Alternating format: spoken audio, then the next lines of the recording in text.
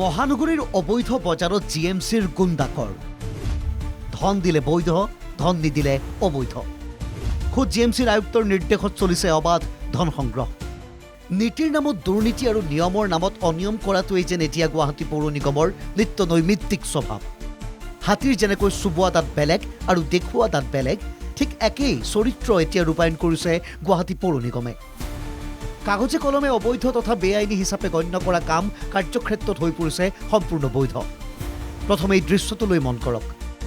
গুৱাহাটীৰ পাণবজাৰৰ ৰিজাৰ্ভ বেংকৰ সমীপৰ পৰা পল্টন বজাৰৰ দিশে যোৱা সদাব্যস্ত ৰাজপথটোৰ পদপথ দখল কৰি দুয়ো কাষে বহিছে এখন অবৈধ বজাৰ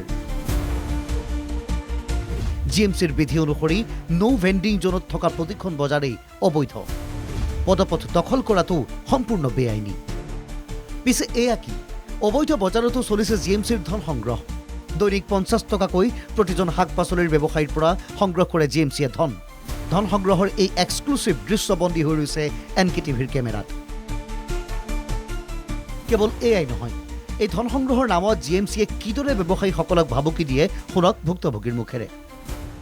পইচা দিবই লাগিব 50 টকা বুলি কৈছে আপোনাৰ আমাক ৰিচিভ দিয়ে কেতিয়াবা নেদে 20 টকা দিন কেতিয়াবা 20 টকাত মানতেই নহয় তাহাঁতে বিক্ৰী নহয় আমাৰ কেতিয়াবা 100 টকাও নহয় বা 200 টকাও নহয়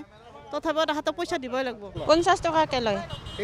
ডেইলি লয় 20 টকা 30 টকা দিলেও নামানে কাজিয়া লাগে হলেও লৈ যাব পাৰমিশনটো কিবা দিলে কি কয় পইচা দিলে বহিবা দিব আৰু যদি পইচা নিদিও তেনেহ'লে উঠাই দিব তেনেকৈ ধমকি দিয়ে কাজিয়া হয় এক প্ৰকাৰ গুণ্ডাকৰ সংগ্ৰহৰ অভিযোগ ধন দিলে বৈধ আৰু ধন নিদিলে অবৈধ এইখন বজাৰ পিছে অবৈধ বজাৰখনত কি উদ্দেশ্যে ধন সংগ্ৰহ কৰে জিএমচিয়ে শুনক জিএমচিৰ এজন কৰ্মচাৰীৰ ভাষ্য ইয়াতে আমাক এটা এলটমেণ্ট দিছে এনে লোৱা নাই এখন দোকানৰ পৰা 50 টকা লয় জাবৰ চাফা কৰাৰ নামত আমাৰ লোৱা নাই আমাৰ বহাৰ নামত লয় খাজানা এতিয়া চাওক আমাৰ হাই অথৰিটি কোৱা নাই ফালৰ পৰা আনাই যে বন্ধ কৰিব দিছে চলি আছে শুনিলে অবৈধ হলেও বজাৰ বহুৱাৰ বাবেই ব্যৱসায়ীসকলৰ পৰা জিএমচি সংগ্ৰহ কৰিছে হেনো ধন কিন্তু প্ৰশ্ন হয় এই অবৈধ বজাৰক বৈধতাৰ অনুজ্ঞাপত্ৰ দিছে কোনে শুনক আন এজন জিএমচিৰ কৰ্মচাৰীৰ ভাষ্য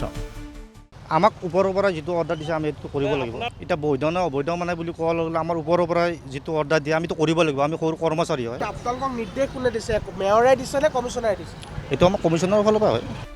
হয় ওপৰৱালাৰ নিৰ্দেশ